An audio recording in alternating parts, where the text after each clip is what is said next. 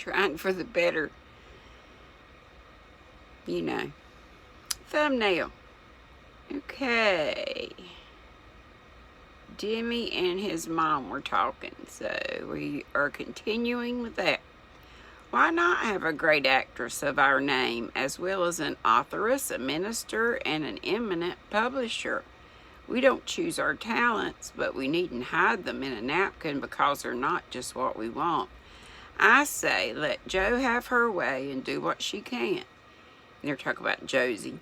Here I am to take care of her, and you can't deny you'd enjoy fixing her furbelows and seeing her shine below the footlights where you used to long to be. Come, Mother, better face the music and march gaily, since your willful children will gang their ain gate. I guess that's a dialect thing, but I'm not sure what. I guess just do their own thing.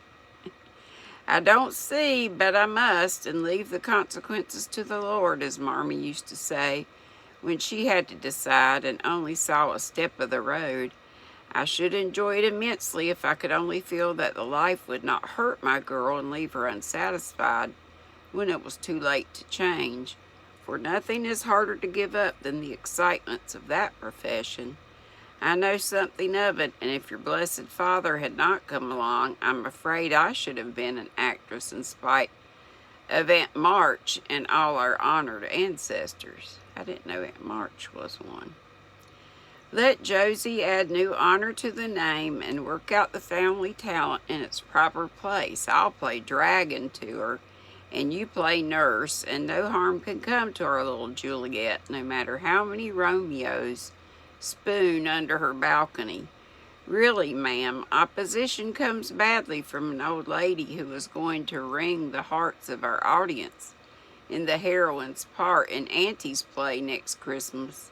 It's the most pathetic thing I ever saw, Mother, and I'm so sorry you didn't become an actress, though we should be nowhere if you had.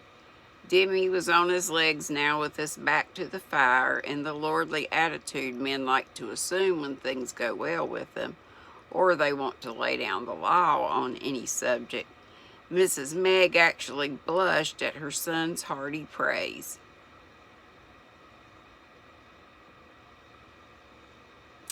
And could not deny that the sound of applause was as sweet now as when she played the witch's curse and the Moorish maiden's vow long years ago.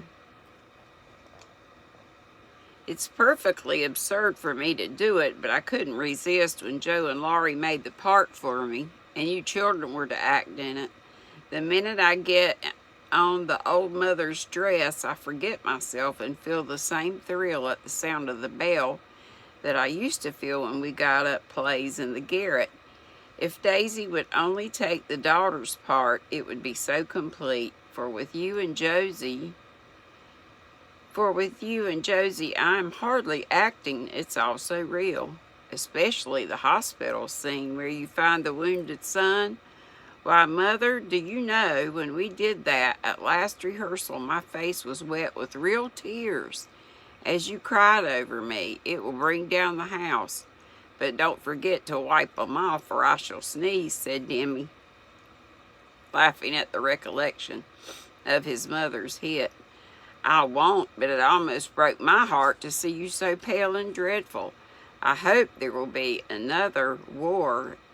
There will never be another war in my time, for I should have to let you go, and I never want to live through the same experience we had with Father. Don't you think Alice does a part better than Daisy would? Daisy hasn't a bit of the actress in her, and Alice puts life into the dullest word she speaks. I think the Marquis is just perfect in our piece, said Demi, strolling about the room as if the warmth of the fire sent a sudden color to his face. So do I. She's a dear girl, and I'm proud and fond of her. Where is she tonight? Pegging away at her Greek, I suppose. She usually is in the evening. More's the pity, added Demi in a low tone, as he stared intently at the bookcase, though he couldn't read a title. Excuse me. Now there is a girl after my own heart, pretty, well-bred, well-educated, and yet domestic, a real companion as well as helpmate for some good and intelligent man. I hope she will find one. So do I, muttered Demi. Mrs. Meg had taken up her work again and was surveying a half-finished buttonhole with so much interest that her son's face escaped her.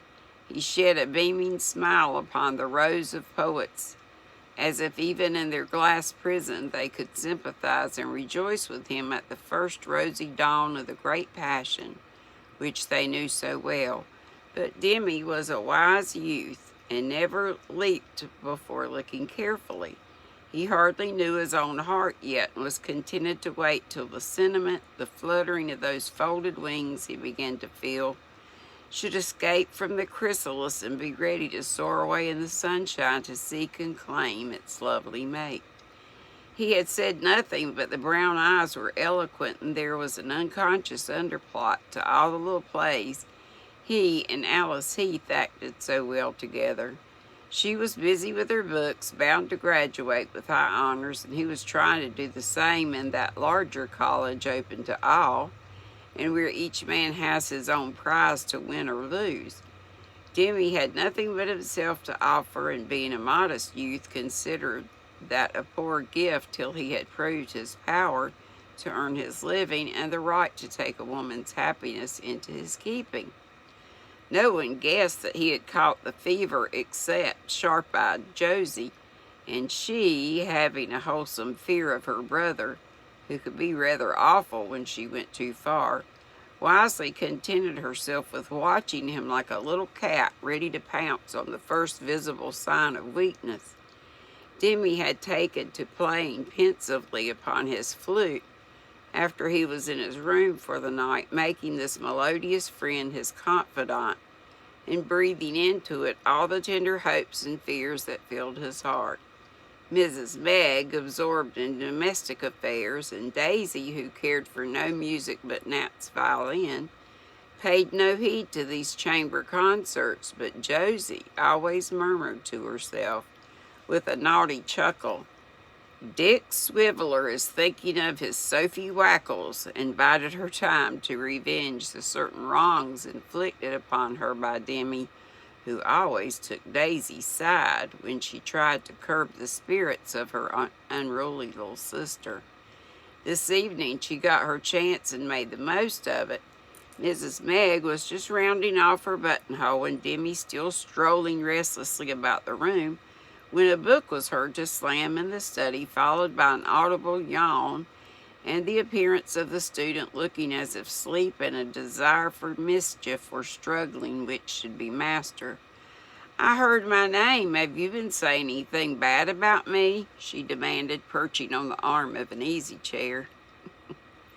Her mother told the good news, over which Josie duly rejoiced, and Demi received her congratulations with a benignant air which made her feel that too much satisfaction was not good for him, and incited her to put a thorn into his bed of roses at once. "I caught something about the play just now, and I want to tell you that I'm going to introduce a song into my part to liven it up a bit. How would this do?" And seating herself at the piano, she began to sing these words, the air of Kathleen Mavourneen. "Sweetest of maidens, oh, how can I tell the love that transfigures the whole earth to me, the longing that causes my bosom to swell when I dream of a life all devoted to thee." She got no further, for Demi, red with wrath, made a rush at her, and in the next moment a very agile young person was seen dodging round tables and chairs with the future partner of Timber and Company in hot pursuit. "You monkey, how dare you meddle with my papers?" cried the irate poet, making futile grabs at the saucy girl who skipped to and fro, waving a bit of paper tantalizing before him. "Didn't. Found it in the big dick, D-I-C. Serves you right if you leave your rubbish about. Don't you like my song? It's very pretty. I'll teach you one you won't like if you don't give me my property. Come and get it if you can." And Josie vanished into the study to have out her squabble in peace. And Mrs. Meg was already saying, "Children, children, don't quarrel." The paper was in the fire by the time Demi arrived, and he at once calmed down, seeing that the bone of contention was out of the way. "I'm glad it's burnt. I don't care for it.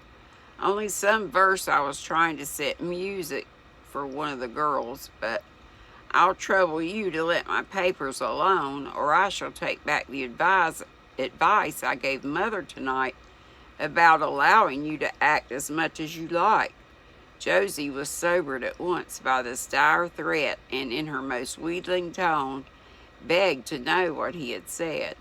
By way of heaping coals of fire on her head, he told her, and this diplomatic performance secured him an ally on the spot. "You dear boy, I'll never tease you again, though you moon and spoon both day and night. If you stand by me, I'll stand by you and never say a word. See here, I've got a note for you from Alice. Won't that be a peace offering and soothe your little feelings?" Demi's eyes sparkled as Josie held up a paper-cocked hat. But as he knew what was probably in it, he took the wind out of Josie's sails and filled her with blank astonishment by saying carelessly, "That's nothing. It's only to say whether she'll go to the concert with us tomorrow night. You can read it if you like." With the natural perversity of her sex, Josie ceased to be curious the moment she was told to read it, and meekly handed it over. But she watched dimly as he calmly read the 2 lines it contained, and then threw it in the fire.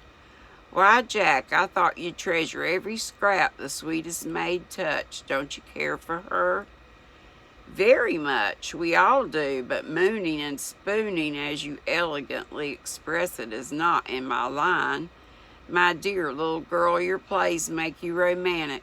And because Alice and I act lovers, sometimes you take it into your silly head that we really are so. Don't waste time hunting mare's nests, but attend to your own affairs and leave me to mine. I forgive you, but don't do it again. It's bad taste, and queens don't romp." The last cut finished Josie. She humbly begged pardon and went off to bed, while Demi soon followed, feeling that he had not only settled himself, but his too inquisitive little sister also. But if he had seen her face as she listened to the soft wailing of his flute, he would not have been so sure, for she looked as cunning as a magpie as she said with a scornful sniff, "Pooh, you can't deceive me. I know Dick is serenading Sophie Wackles." And that's all of chapter 10. Yay! Next time we'll be at chapter 11, called Emil's Thanksgiving. And we'll see you later. No live today since it's Tuesday.